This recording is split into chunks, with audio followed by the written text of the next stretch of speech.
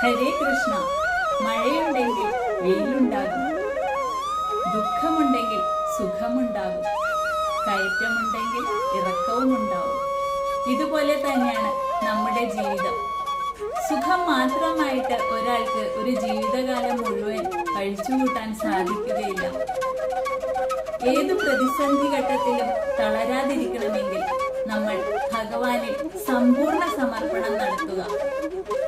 ഭഗവാനിൽ ഒരു പ്രാവശ്യം സമ്പൂർണ്ണ സമർപ്പണം നടത്തി കഴിഞ്ഞാൽ നമ്മുടെ ജീവിതമാകുന്ന തെളിയിക്കുന്നത് ഭഗവാനായിരിക്കും. പിന്നെ ഏത് പ്രതിസന്ധി ഘട്ടം വന്നാലും നമ്മൾ ആവലാതിപ്പെടേണ്ട കാര്യമില്ല. ഭഗവാനാണ് നമ്മളെ നയിക്കുന്നത്. ഭഗവാൻ അറിയാം എന്താണ് ചെയ്യേണ്ടത്, കറക്റ്റ് സമയത്ത് ഏത് കാര്യമാണ് നമുക്ക് അനുകൂലമായി തീരുക എന്നുള്ളത്. പിന്നെ ഭഗവാൻ നോക്കിക്കോളുന്നേ. പിന്നെ എന്തിനാ നിങ്ങൾ ഭയപ്പെടുന്നത്? ജീവിതത്തിന്റെ പല ഘട്ടങ്ങളിലും സഹായഹസ്തവുമായി പലരും നിങ്ങളുടെ അടുത്ത് വരുന്നത് നിങ്ങൾക്ക് കാണാൻ സാധിക്കും. പല വിഷമഘട്ടങ്ങളിലും ശംഖുചക്ര ഗദാപത്മധാരിയായിട്ടായിരിക്കില്ല ഭഗവാൻ നിങ്ങളുടെ മുന്നിൽ പ്രത്യക്ഷപ്പെടുന്നത്. ഒരു സാധാരണ മനുഷ്യന്റെ രൂപത്തിലായിരിക്കാം ഭഗവാൻ വരുന്നത്. ചിലപ്പോൾ ഭഗവാനായിരിക്കാം, അല്ലെങ്കിൽ ഭഗവാൻ കറക്റ്റ് സമയത്ത് പറഞ്ഞുവിട്ട ഏതെങ്കിലും ദൂതനായിരിക്കാം.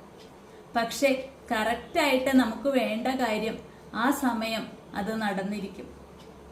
അത് ഭഗവാന്റെ തീരുമാനമാണ്. ആര് എന്ത് പറയുന്നു എന്നോർത്ത് നമ്മൾ ആവലാതിപ്പെടേണ്ട കാര്യമില്ല. നമ്മളെ ആരവഗണിച്ചാലും ആരൊറ്റപ്പെടുത്തിയാലും നെഗറ്റീവ് വാക്കുകൾ പറഞ്ഞ് ആര് തളർത്താൻ ശ്രമിച്ചാലും ഭഗവാന്റെ മനസ്സിൽ നമുക്ക് ഒരു സ്ഥാനമുണ്ട്. എപ്പോഴും നെഗറ്റീവ് വാക്കുകൾ പറഞ്ഞ് നമ്മളെ തളർത്താൻ ശ്രമിക്കുന്നവരുടെ ഇടയിൽ നിന്ന് ഭഗവാൻ തന്നെ ഒരു ഘട്ടം കഴിയുമ്പോൾ നമ്മളെ അകറ്റി മാറ്റി നിർത്തുന്നതായി നമുക്ക് അനുഭവപ്പെട്ടിട്ടുണ്ടാവും. ഇതെല്ലാം ഒരു ഭക്തന്റെ ജീവിതത്തിൽ സംഭവിക്കുന്ന അത്ഭുതങ്ങളാണ്. അതുകൊണ്ട് ആരൊക്കെ എന്തൊക്കെ പറഞ്ഞാലും ഭഗവാന്റെ കാൽക്കൽ മുറുക്കെ പിടിച്ചുകൊണ്ട് മുന്നോട്ട് പോയി നോക്കൂ. ഭഗവാൻ ഒരിക്കലും നമ്മളെ കൈവിടുകയില്ല. ഭഗവാന് നമ്മുടെ അമ്മയേക്കാൾ വാത്സല്യമാണ് നമ്മളോട്.